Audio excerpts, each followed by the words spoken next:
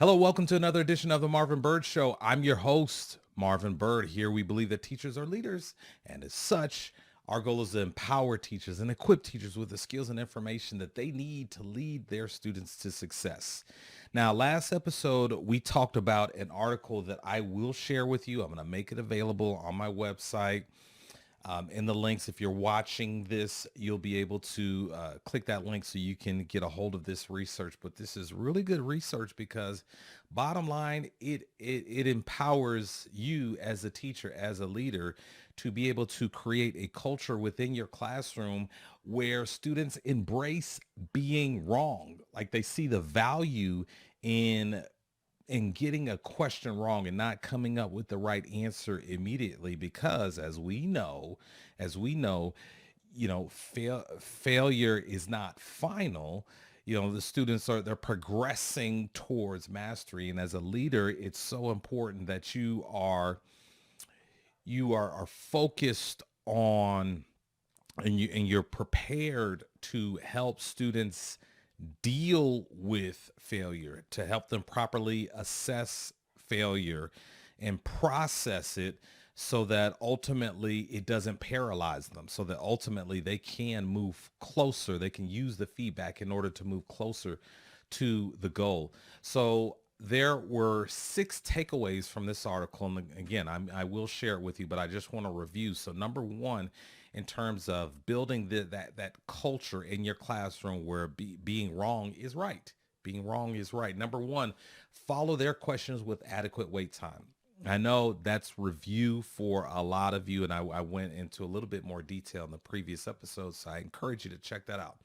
But definitely follow their questions with adequate wait time. Number two, provide prompts to help students correct their own mistakes. And I know that, at times it's so tempting to want to bail the student out and help them in that moment, because it can be awkward and you care about your students and you hate to see them struggle like that. But in those times, they need to kind of sit in that. They need to kind of, you know, develop that, I guess you would say, call it a callus. They need to develop that comfort level with that experience of just being unsure, of trying to work that out. And then number three, encourage and reward risk taking that leads to errors. Encourage and record and reward risk taking that leads to errors. Often I've heard it so many times from students throughout my time in the classroom that, you know, ask a question, takes a while, but someone eventually says the right answer, and then you have two or three other students who say, "Oh, I was gonna say that, but I didn't want to sound stupid." I've heard that so many times. But in those moments, those are opportunities to give feedback. Those are opportunities to also celebrate, when a student really puts themselves out there. And again, the purpose in that is that you want students to feel good. And when students feel good, they want to do that again. It feels good to receive that praise, even though it's just kind of awkward that, hey, I got that. I was wrong. I got that answer wrong. So you want them to be comfortable taking risks. So celebrate it. Now, let's finish up with 4, 5, and 6. Number 4, 5, and 6.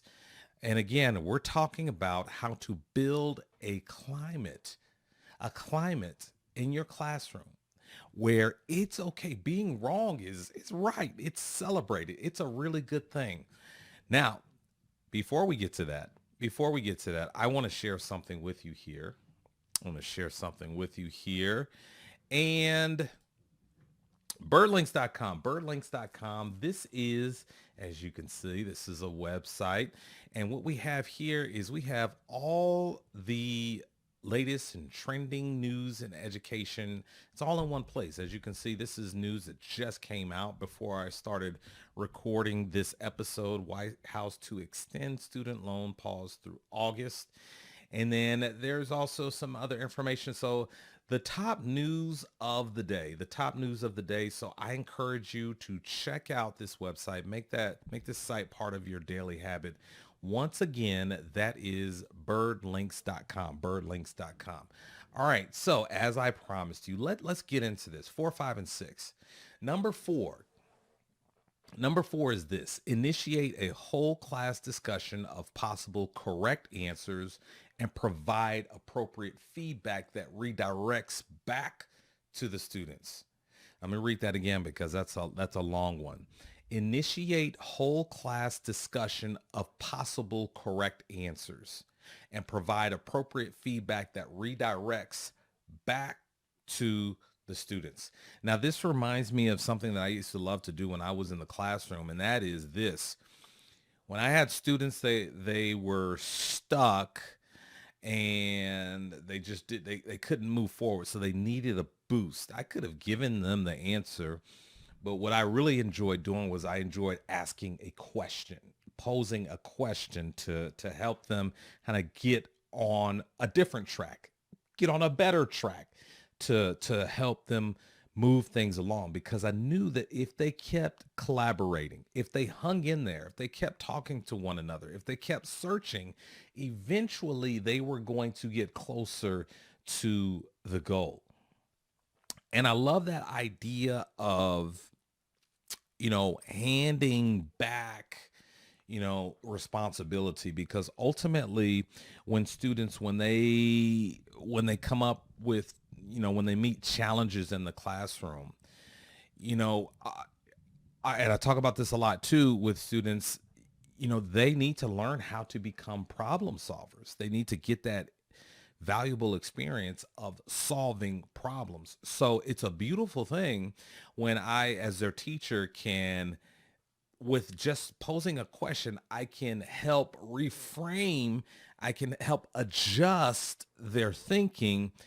Now that I've adjusted their thinking, I haven't given them the answer. I've just adjusted their thinking just a little bit. Now I can give that responsibility back to them, because ultimately that is their responsibility to deal with. That's their problem to solve. It's not my problem. If I solve it, if I give them the answer, I've taken away an opportunity from them. So I really like that one. I really like that because it really does, it just illustrates that process, that moment, um when it just like, here's your feedback, this is what you need in order to kind of adjust your thinking and correct your thinking. Now this is this is yours, it's not mine, so continue on. And I wish you well, and I'll be around to give you feedback as needed. So I love that one. So this is, again, we're talking about how to create that climate in the classroom where being wrong is right. It's not a bad thing. It's not something that students are shying away from, or they're refusing to give effort because it's embarrassing to be wrong. No, we're trying to encourage them that no, it's okay to be wrong. And what this does is it reduces that fear. It reduces that fear because you have multiple opportunities. Your teacher is going to give your teacher is going to give it right back to you, or your teacher is coming right back, is eventually going to come around to you. Eventually your teacher is going to call your name. So you got to be ready. Be ready, but be okay if you don't immediately have the correct answer. So the other thing that I wanted to submit to you here is I did a video on our Vision Chasers site, on our Vision Chasers YouTube channel, where I was talking to students about problem solving. This is this is my website, as you can see, marvinbird.com. And on my last post, I actually talk about problem solving. And I encourage you to check it out. It's a very quick read. But within this post, you'll see the latest video that I did on the Vision Chaser side, where I talk about the 4 simple steps of problem solving. And this is something that I encourage you that you can do with your class. You can actually show it to your class. It's I think it's like 6 or 7 minutes long, or you can watch it for yourself and just take the steps and become familiar with it and and submit it to your students so that they understand the steps that go into problem solving, so that when they do have a problem, it's not so it doesn't create that paralysis, because they have an idea of what to do when they come in contact with a problem. All right, number five, prevent negative peer reactions to other students' mistakes. Now that one it's very simple. It's very simple, and you as a leader, it's your job to not only encourage students to take risks, but it's also your job to protect them when they put themselves out there and they do take a risk. You need to protect them, because the ego is fragile. Especially at that age, and a lot of adults, they have really fragile egos, and I can't say that I blame them. In that moment, there are, socially, with your peers, you care about what they say. And I remember that was true for me. So as a teacher, as a leader, it's definitely your job to protect them and set some norms in terms of how other students are to react and conduct themselves when they see one of their classmates stepping out there and taking a risk, and gosh darn it, they got it wrong. you know and at this point, this gives you an opportunity to be creative, and be authentically you. How do you do that? How do you go overboard to protect your students? Like, what is it that you want your students to do in terms of how they react to students, when they get it wrong? Like, how, and I would say, how are you going to encourage your students to celebrate?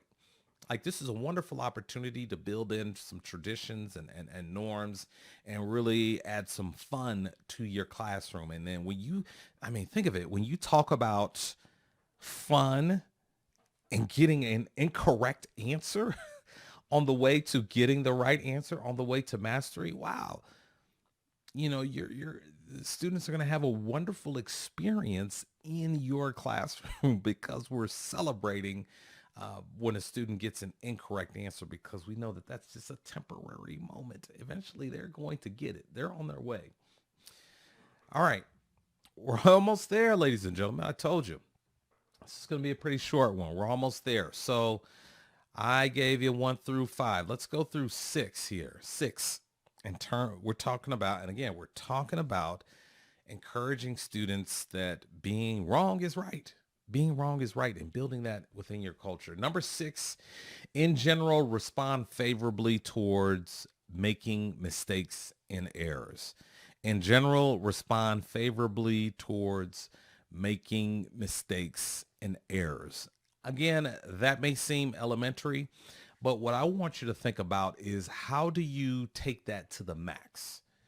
How do you take that to the max? How do you not only say it, but how do you what actions do you put behind that? What reminders do the students have that, oh, wow, you said it, and you meant what you said, that being wrong is right, because it's part of the process. How do you do that? I think I think a lot of it is with your praise, just going, like I said before, just going overboard with your praise. For example, like letting the students know, I see the way that you're thinking. I see the way that you're thinking, but let me give you something else for you to consider, because you're almost there. Yes, that answer was wrong, but I can see exactly how you're thinking. I can see your magnificent brain working, and I appreciate that so much. Let me just give you a little bit of something extra to think about, because you're almost there.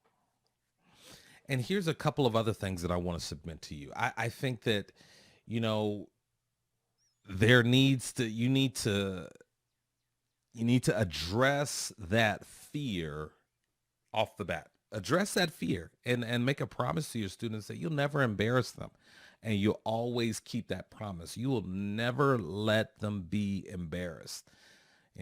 I sincerely believe that would be good to address that immediately, because that's what a lot of students are thinking. It's a natural instinct to protect themselves, and so I can protect myself by not even trying to answer that question. So let's run through those again. I mean, this is very, very simple. And like I said, I'm going to share that research with you. Number one, follow their questions with adequate wait time. This is how you build that culture in your classroom where students are okay with being wrong. Actually, being wrong is right. Follow their questions with adequate wait time. Number two, provide prompts to help students correct their mistakes. Just prompts, don't give them the answer. Number three, encourage and reward risk taking that leads to errors. That's good that you tried that. You didn't get it, but that's really good. You stepping out there taking a risk. Number four, initiate that whole class discussion of possible correct answers, provide appropriate feedback, and redirect back to the students. Give it back to the students. It's not your problem to solve. It's theirs, and you have to give it back to them. You've helped them adjust their thinking. Now give it back to them. Also, number five, you have to make sure you have to be the protector. You have to prevent negative peer reactions to other students' mistakes. You have to protect your students, have to protect their fragile egos. And then number six, in general, respond favorably towards making mistakes and errors. It's not the end of the world. It's not the end of the world. Not a terrible thing. And you have to be consistent about that. And you're definitely going to it'll take, for a lot of students, you'll be changing some habits. You'll be changing the way they think. And it's not always easy.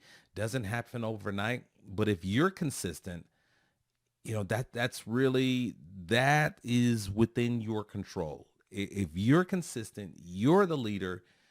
They're ultimately going to take their cue from you, because they're going to notice that their other classmates are feeling good, that, they tried, they got the answer incorrect, but they see, oh, wow, Johnny isn't embarrassed. His feelings aren't hurt that he raised his hand and he got that answer wrong. Well, maybe my teacher, they meant what they said when, mistakes are good and being wrong is right. Maybe next time I'll raise my hand and step out there and try. That's what we're trying to get to. That's what we're getting to. And as a leader, it's your responsibility to set that tone. Well, like I said before, I will make sure that I have this data in the description section for those of you who are watching, those of you who are listening.